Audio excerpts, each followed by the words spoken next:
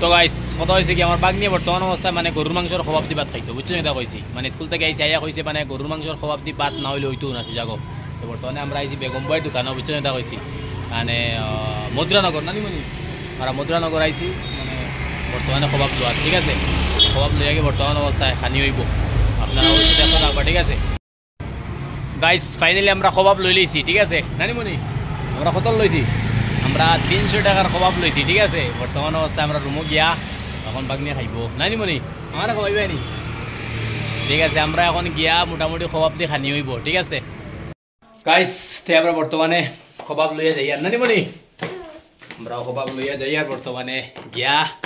জিন্দরি টান হইতো বাগনিয়ে নানিমণি জিন্দরি আমরা এখন টান দিমু গিয়া খবাব দিয়া বুঝছেন বেগম বয়ের খবাব মানে পুরা ফেমাস মধুরানগর চলো রানে গেছি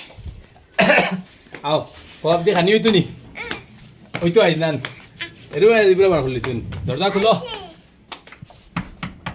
খুলো এখন খবাব দিয়ে খানি হইতো গাইস বর্তমানে ফাইনালি আমরা খানি শুরু হয়ে গেছে নানিমণি চলেননি কিতা কারায় এখন বর্তমান অবস্থায় গরুর মাংসর খবাব দিয়া খানি চলে ঠিক আছে